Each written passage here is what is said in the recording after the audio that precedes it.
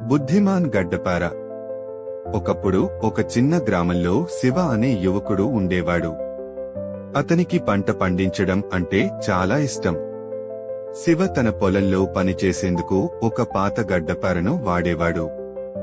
అయితే అది చాలా నాశనమాయి సరిగా పనిచేయడం లేదు. ఒకరోజు అతని పొలంలో బీజాలు నాటేందుకు గడ్డపారను ఉపయోగించబోయాడు. కాని అది నేలను త్రవ్వలేకపోయింది.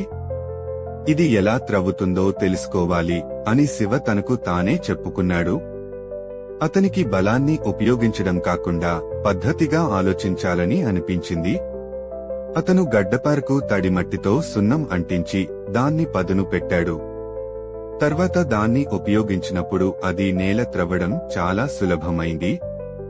అతని పనిని చూసిన పక్క పొలాల రైతులు ఆశ్చర్యపడి, మేము ఇంతకు ముందు ఈ పద్ధతిని ఎందుకు ఆలోచించలేకపోయాము అని అనుకున్నారు. అంతేకాదు, వారు శివను ప్రశంసించారు. నీతి పనిని సులభంగా చేయడానికి బలానికి కాకుండా తెలివిని ఉపయోగించాలి. నమ్మకం విలువ. ఒక మానవతా కథ. ఒక చిన్న గ్రామంలో రామయ్య అనే రైతు ఉండేవాడు.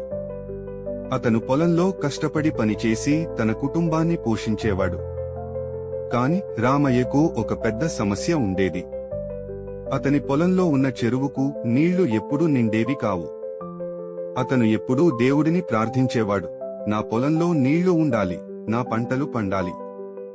ఒకరోజు గ్రామంలో ఒక మహాత్ముడు వచ్చాడు. రామయ్య అతడిని చూసి తన సమస్య చెప్పాడు. మహాత్ముడు రామయ్యకు ఓడిపోక మానసిక బలం అవసరమని చెప్పారు. మీ సమస్యను పరిష్కరించడానికి నమ్మకంతో కూడిన ఆలోచన అవసరం అని చెప్పారు. మహాత్ముడు రామయ్యకు ఒక సలహా ఇచ్చారు. ఇప్పటినుంచి నీ చెరువు నిండిపోయిందని అనుకుంటూ నీ పనిని మొదలుపెట్టు.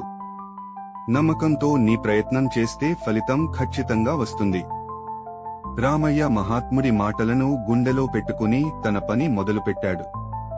ప్రతిరోజు అతను చెరువులో నీరు పోస్తున్నట్లు ఊహించుకుంటూ కష్టపడి పని చేయసాగాడు. గ్రామంలోని అందరూ అతడిని చూసి నవ్వారు. చెరువులో నీళ్లు లేవు, ఎలాంటి ఉపయోగం లేదు అని అనేవారు. కాని రామయ్య ఎవరి మాటలు పట్టించుకోలేదు. కొన్ని రోజులు గడిచాక ఒక్కసారిగా ఆ ప్రాంతంలో భారీ వర్షాలు పడ్డాయి. చెరువు పూర్తిగా నిండిపోయింది. రామయ్య పొలంలో పంటలు అద్భుతంగా పండాయి. అతని కష్టానికి, నమ్మకానికి ఫలితం లభించింది. అప్పుడు గ్రామస్థులంతా రామయ్య దగ్గరకు వచ్చి, నీ నమ్మకమే నీ జీవితాన్ని మార్చింది అని అభినందించారు. మొరాలు: మన జీవితంలో ఏ సమస్య వచ్చినా నమ్మకం మరియు కృషితో దానిని పరిష్కరించగలము. ఇతరుల మాటలను పట్టించుకోకుండా మన లక్ష్యాలపై దృష్టి పెట్టాలి.